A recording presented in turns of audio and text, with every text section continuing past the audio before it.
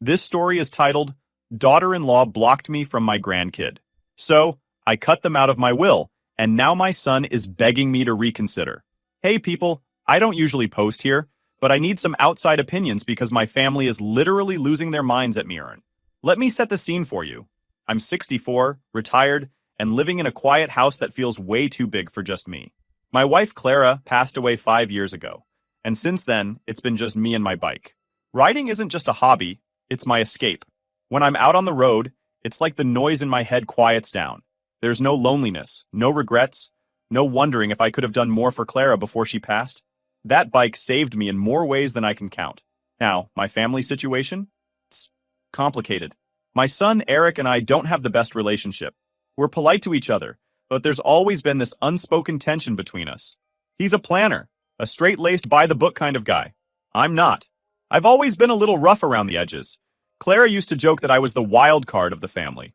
Eric never liked that about me, even as a kid. I think he resented how much Clara and I balanced each other out. When she was around, she'd smooth things over between us.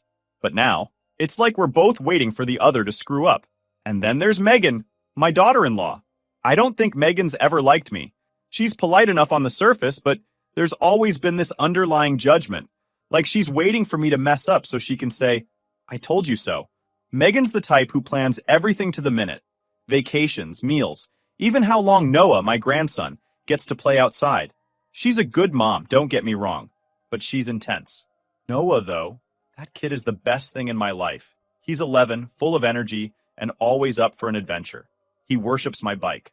Every time they visit, he makes a beeline for the garage, running his hands over the chrome and pretending to rev the engine. When can I ride with you, Grandpa?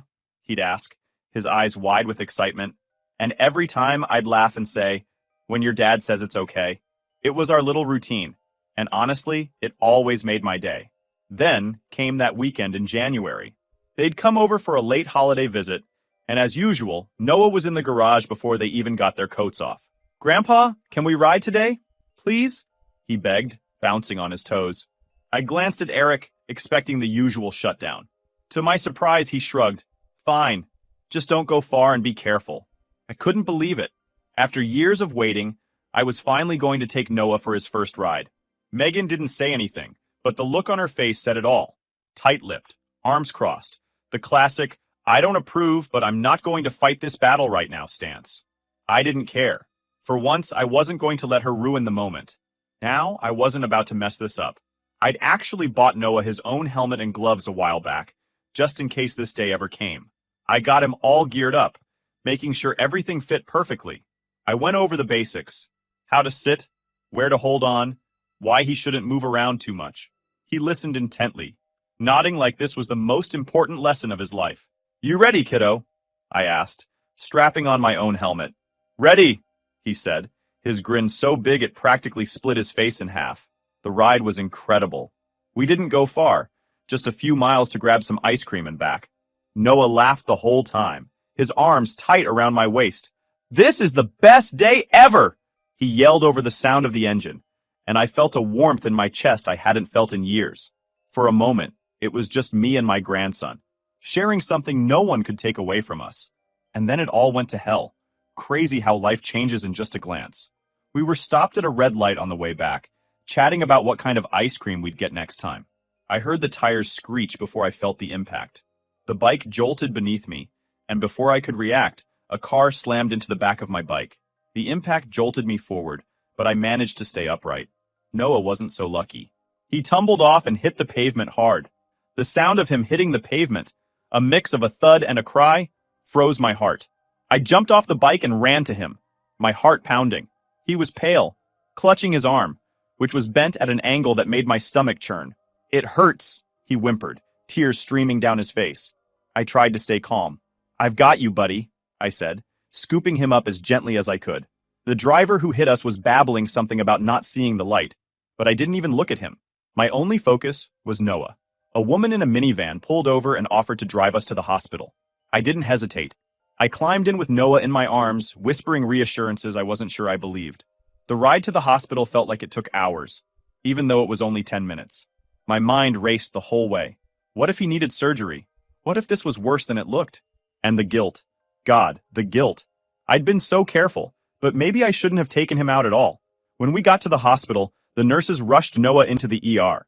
I gave them all the information I could and paced the waiting room like a madman. That's when Eric and Megan showed up. "What happened?" Megan shouted, her voice sharp enough to cut through the chaos. "A car hit us," I said, trying to keep my voice steady. "It wasn't—" She cut me off. "This is why I didn't want him riding with you." Eric didn't say much. He just sat down, his head in his hands, while Megan kept going, throwing accusation after accusation, basically disrespecting me in all ways in front of everyone in the hospital, but I didn't have the energy to argue. I just kept thinking about Noah, wondering if he was okay. When the doctor finally came out, he told us Noah had a clean break in his arm. "He'll need a cast for 6 weeks, but he'll make a full recovery," he said. Relief flooded through me, but Megan didn't let up. "I told you this would happen," she hissed to Eric as they followed the doctor to see Noah, leaving me alone in the waiting room. I sat there, staring at the tiled floor, feeling a mix of anger, guilt, and sadness I couldn't shake. That night, when we all got back to my house, things exploded. We got back from the hospital. The house was quiet except for the occasional shuffle of Noah trying to get comfortable with his new cast. I'd spent hours in that waiting room, trying to piece together what I could have done differently, but no matter how much I turned it over in my head, the answer was always the same. It wasn't my fault. I'd been careful. I'd done everything right. And yet, here we were. I sat at the kitchen table with a half-empty mug of coffee, staring at the clock on the microwave. The minutes seemed to drag. I could hear Eric and Megan whispering upstairs, their voices muffled but sharp. They were probably checking on Noah, making sure he was okay after the ordeal. It didn't bother me that they were with him. He needed them. What got to me was the way they'd looked at me at the hospital, like I was a stranger. Or worse, like I was the enemy. Finally, I heard the stairs creak. Eric came down first, his face tight, his hands shoved deep into his pockets. He stopped at the bottom of the stairs, glancing at me briefly before heading to the fridge. He grabbed a cup of coffee and leaned against the counter, staring at the floor. "We need to talk," I said, breaking the silence. My voice was low, careful. He didn't answer right away. He just stood there, his jaw clenched, taking slow sips from his mug. Finally, he sighed. "Not tonight, Dad." "Night. When then?" I asked, my frustration creeping into my voice. "We can't just ignore this, Eric. We need to clear the air." He looked up at me, and for the first time, I saw it. The anger simmering just beneath the surface. "Clear the air? There's nothing to clear. You took my kid out on that bike, and now he's hurt. Do you think I wanted this to happen?" I shot back. "Do you think I wasn't careful? I've been riding for 40 years, Eric. I know what I'm doing." He shook his head, his eyes narrowing. "It doesn't matter how careful you were. The fact is, you shouldn't have taken him out in the first place." I opened my mouth to respond, but before I could, Megan came down the stairs. Her arms were crossed, her face tight. She wasn't the kind of person who let things simmer. She came out swinging. "Eric's right," she said, her voice cold and clipped. "You never should have taken Noah on that bike. This is exactly what we were worried about, and now look at him." "I had your permission," I said, my voice rising despite myself. "Eric said it was okay, and you didn't say a word." "I didn't stop it because I knew it wouldn't matter," she snapped. "You've always done whatever you wanted, and now my son is paying for it." That stung. I took a deep breath, trying to keep my temper in check. I did everything I could to keep him safe. The car hit us. That wasn't my fault. It doesn't matter whose fault it was. Megan shot back, her voice sharp enough to cut glass. "You were reckless, and now Noah's the one who's hurt." I looked at Eric, hoping he'd step in, but he just stood there, staring at the floor. The silence felt like a betrayal. "You're really just going to let her talk to me like that?" I asked, my voice cracking slightly. Eric finally looked up, but his expression was unreadable. "She's not wrong," he said quietly. Something in me snapped. "Not wrong? Eric, I've done nothing but try to do right by you and your family. I've been careful. I've respected your boundaries. And this is how you repay me?" "Dad, just stop," Eric said. "No, his voice I don't," tired, I said, "You don't get it. Up. Because instead of trying to have an actual conversation, you're both treating me like I'm some kind of villain. I'm your father, Eric. You don't talk to me like this." Megan stepped forward, her eyes blazing. "Maybe you should have thought about that before you put our son in danger." Eric grabbed her arm gently, pulling her back. "That's enough," he said, his voice firm. But it wasn't enough. Not for me. I stared at both of them, feeling a mix of anger and sadness I couldn't even begin to process. You know what? Maybe I made a mistake taking him out, but I didn't make a mistake caring about him, And I sure as hell didn't make a mistake doing everything I could to protect him. You want to blame me? Fine. But don't you dare act like I was reckless. Eric didn't respond. He just turned and walked toward the stairs. Megan followed him, but not before throwing one last glare over her shoulder. We'll be leaving in the morning, she said coolly. I didn't sleep that night. I stayed at the kitchen table, staring at the mug in front of me until the early morning. I heard the soft thud of footsteps upstairs as they packed their bags, followed by the muffled sounds of Noah asking where they were going. When they finally came downstairs, Megan didn't say a word. She just grabbed Noah's coat and helped him into it. Eric lingered near the door, his hands shoved deep into his pockets again. Dad, he said finally, his voice low. This isn't easy for us, but we need some space. I nodded slowly, swallowing the lump in my throat. Fine. Take your space. But don't expect me to just forget about this. He didn't respond. Instead, he opened the door and stepped outside, Megan and Noah following close behind. Noah turned back for a second, his big brown eyes meeting mine. Bye, Grandpa, he said softly, his voice barely audible. Bye, buddy, I managed to say, forcing a smile I didn't feel. And then they were gone. I stood in the doorway, watching their car disappear down the street. The house felt impossibly quiet. For the first time since Clara passed, I truly felt alone. That was the beginning of the end. I didn't know it at the time, but things were about to get worse. Much worse. I wandered aimlessly in the house, picking up dishes that didn't need washing, fiddling with tools in the garage that didn't need fixing. The bike sat there, still scuffed from the accident, a grim reminder of how everything had gone so wrong. My grandson, my buddy, was hurt, and no one wanted to hear that I'd done everything I could. All Eric and Megan saw was someone to blame, and that someone was me. A few days later, I decided to call my oldest friend, Rick. He's the guy who's been in my life longer than anyone except Clara. We met in high school, bonded over a shared love of fixing up old cars and motorcycles. If there's anyone who understands me, it's Rick. Hey, man, he said when he picked up, his voice rough from years of smoking. What's going on? You sound like you've been chewing gravel. I told him everything. The ride, the accident, the hospital, and the way Eric and Megan had frozen me out. By the end of it, I could barely talk. Rick was quiet for a moment, then let out a long sigh. Look, he said, you're beating yourself up over something you couldn't control. That's not on you. You did right by that kid, and anyone with half a brain could see that. Yeah, well, Eric and Megan don't seem to think so, I muttered. They're acting like I'm the one who broke his arm. Eric's always been a hard ass, Rick said. He's like a damn pressure cooker. Clara used to keep the lid on him, but now that she's gone, he trailed off, leaving the thought unfinished. Yeah, I said softly, thinking about Clara. She would have known how to handle this. She'd have talked to Eric, calmed Megan down, and somehow made everything okay again. Without her, it felt like the whole family was coming apart at the seams. The following weeks were tough. I tried calling Eric a few times, but every call went straight to voicemail. I left messages, calm ones, apologetic ones, even angry ones, but nothing worked. Megan didn't answer her phone either, and I didn't have the nerve to call their house line, worried she might pick up and slam the phone down the moment she heard my voice. Rick, bless his grumpy old soul, kept checking in on me. You need to get out of that damn house, he'd say. Sitting around staring at the walls isn't going to fix anything. One Saturday, he dragged me to a motorcycle meetup at a diner just outside of town. I wasn't in the mood, but Rick has this way of not taking no for an answer. We pulled into the lot, and I immediately felt a little lighter. It was like stepping into a familiar rhythm. Rick introduced me to a few people I didn't know, including a woman named Linda.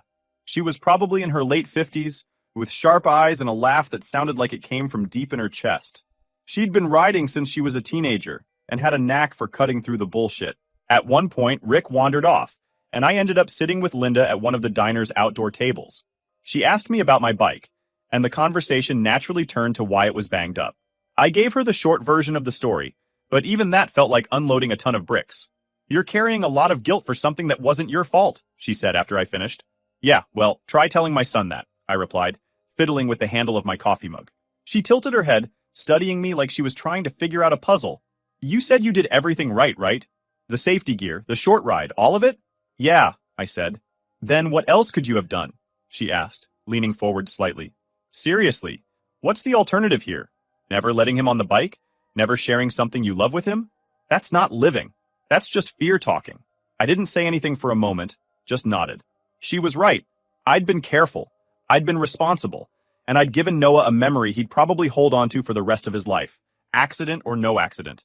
But Eric and Megan didn't see it that way. They were too wrapped up in their anger to see anything else. A few weeks later, I decided to visit Eric's house. I hadn't heard from him, and I was tired of waiting for a call that wasn't coming. Rick told me I was crazy. "They're not going to open the door, man. You're just setting yourself up for more crap," he said. But I had to try. When I got there, the house looked the same as always. Neat, orderly, the kind of place where everything has its place. I stood on the porch for a moment, steeling myself before ringing the bell. It took a minute, but eventually Megan opened the door. Her face hardened the moment she saw me. "What are you doing here?" she asked, her voice flat. "I came to talk to Eric," I said. "He doesn't want to talk to you," she replied, starting to close the door. I put my hand on the frame, not to stop her, just to keep the conversation going. "Megan, please, I need to fix this. I need to talk to my son." She sighed, her shoulders slumping slightly. "It's not that simple," she said. "Noah's still recovering, and Eric's not ready to forgive you." "Forgive me for what?" I asked, my voice cracking. "For loving my grandson? For doing everything I could to keep him safe?" Megan didn't respond. She just stared at me for a moment, her expression unreadable. Then she shook her head. "This was a mistake," she said quietly, and closed the door. I stood there on the porch, staring at the wood grain. Rick was waiting for me when I got home. He took one look at my face and didn't even need to ask what happened. "Come on," he said. "You've got people who care about you, even if your kid can't see it right now." I nodded, but the truth was, I felt completely alone. Eric had shut me out. Megan had slammed the door in my face, and Noah, God, I missed that kid. Linda's words came back to me as I sat there in the garage that night, staring at my bike. "You're carrying a lot of guilt for something that wasn't your fault." She was right, but knowing it didn't make it hurt any less. A couple of months passed, and I still hadn't heard a word from Eric or Megan. I'd left messages, calm ones, angry ones, even one where I just said, "Call me back so we can sort this out." None of them got a response. At some point, I stopped expecting my phone to ring and just started focusing on other things, or at least trying to. Then, November rolled around, and I remembered Noah's birthday was coming up. He'd be turning 12. I hadn't seen him or heard his voice in months, and the thought of letting the day go by without doing anything didn't sit right with me. He was still my grandson, no matter how much Megan wanted to keep us apart. I decided to send him a gift. I didn't overthink it. I knew exactly what he'd want. Noah had been talking about this big Lego pirate ship set for months. He'd shown me pictures of it on his mom's phone the last time they visited, going on and on about how it had cannons and a little treasure chest. It was perfect. I bought it, wrapped it up, and wrote a note to go with it. "Happy birthday, Noah. I hope you have a great day. I miss you so much and can't wait to see you again. Love, Grandpa." I mailed it out a week before his birthday, hoping it would at least remind him that I hadn't forgotten about him. Maybe it would even get Eric to pick up the phone. A few days after his birthday, my phone rang. When I saw Eric's name on the screen, I froze. I wasn't sure if I should feel excited or brace myself for whatever was coming. But then I thought about Noah, and my intuition told me this might be the first step toward making things right. I picked it up. "Eric?" "Dad," he said, his tone flat. "Noah wants to talk to you." My heart skipped. I hadn't heard Noah's voice in so long, and I missed him like crazy. "Really?" I asked, trying not to sound too eager. "Put him on." There was some rustling on the other end of the line, and then I heard Noah. But what came out of his mouth wasn't what I expected. "I hate you," he said, his voice cold and deliberate. "Go fuck off, old man." The call ended before I could say a word. I just sat there, staring at my phone, trying to process what had just happened. That wasn't my grandson. At least, not the one I knew. Was he angry at me? Or had Eric and Megan told him to say that? Either way, it hit me hard. A week later, a package arrived at my door. It was big, but when I saw the return address, my stomach sank. It was from Eric. For a moment, I thought maybe it was a peace offering, a way of saying, "Let's start over." I tore it open, my hands shaking. Inside was the Lego set I'd sent Noah, only it wasn't the way I'd sent it. The box was ripped open, the pieces smashed into a plastic bag like garbage. Taped to the bag was a note. Period. "Don't contact us again." I held the bag in my hands, staring at the note, feeling a mix of anger and disbelief. It wasn't just a rejection. It was a message, loud and clear. They didn't want me in Noah's life anymore. Rick came by later that day, catching me as I was dumping the ruined Lego set into the trash. He raised an eyebrow but didn't ask questions, just grabbed water from my fridge and sat down at the table. After a few minutes, I told him what happened. About the phone call, the package, the note. By the time I finished, Rick looked like he was ready to storm over to Eric's house himself. "That's some next-level bullswat," he said, shaking his head.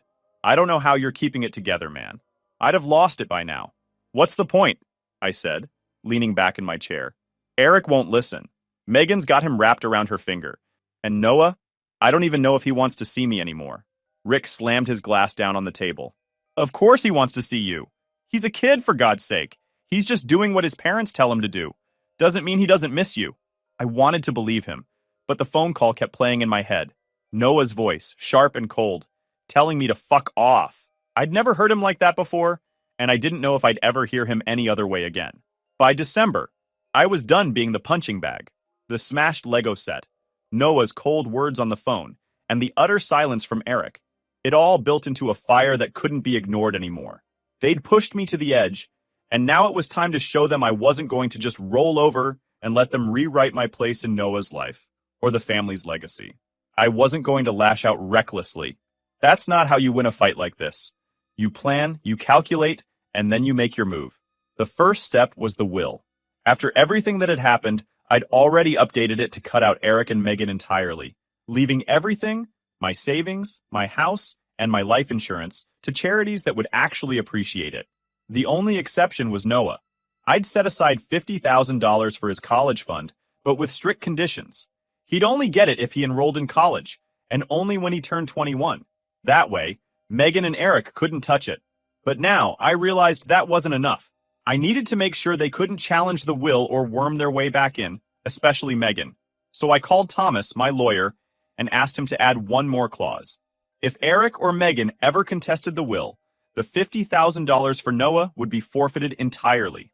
Thomas, a no-nonsense guy who'd been in my corner for years, didn't even blink. "I'll have it drafted and ready to sign by the end of the week," he said. Once the will was finalized, I sent Eric and Megan a copy along with a short, pointed note. "You've made it clear you don't want me in your lives. This is my response. Consider it final." The first call came from Megan, of course. She didn't waste any time with pleasantries. "What the hell is this?" she snapped, her voice dripping with fury. "You're cutting us out? Using Noah to get back at us? Do you have any idea how petty this is?" "This isn't about getting back at anyone," I said calmly. "This is about protecting myself. You've made it clear I'm not welcome in your family.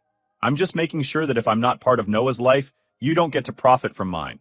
"That's not fair," she hissed. "Noah is still your grandson." "Yes, he is," I said, my voice steady. "And that's why I've made sure he'll have something for his future.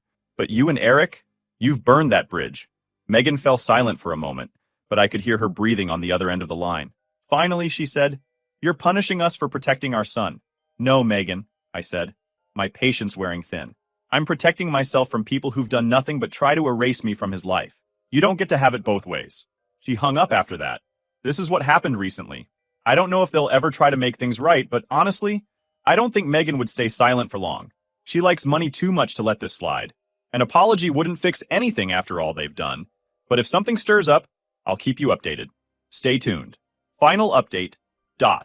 All right, so here's what went down.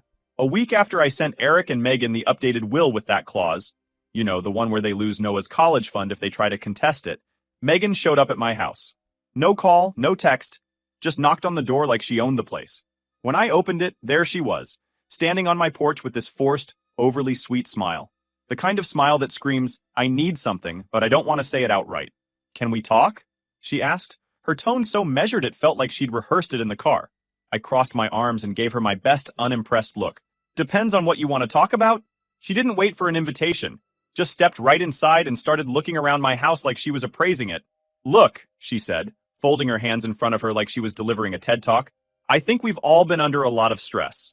The accident, Noah's recovery, the misunderstandings. Maybe we can find a way to move past all this." "Move past it," I said, raising an eyebrow. "Is that what you're calling it now?" Her smile twitched for a second. Just a second, but she recovered quickly. "We're still family," she said, her voice softening. "Noah misses you. Eric misses you. And I know you miss them too." I leaned against the wall, watching her carefully. She wasn't here to reconcile. This wasn't about family or Noah. This was about the will. This wouldn't have anything to do with the will, would it? I asked, tilting my head.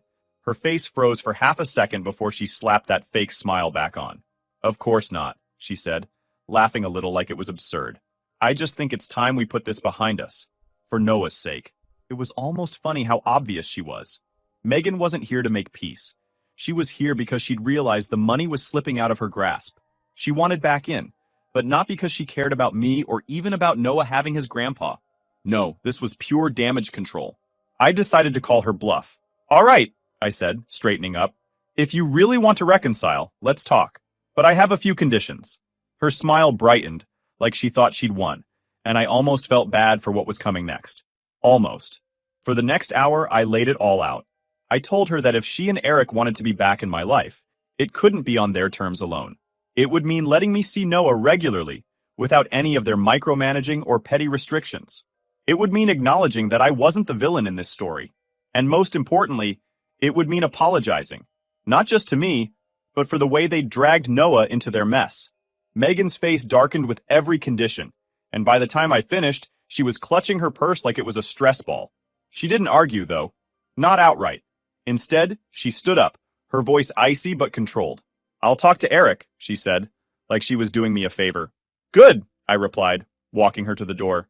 But let me be clear, Megan. This isn't about the money. It's about respect. If you can't give me that, we have nothing to talk about. She didn't say another word, just turned and walked out. A week later, Eric showed up at my house, alone.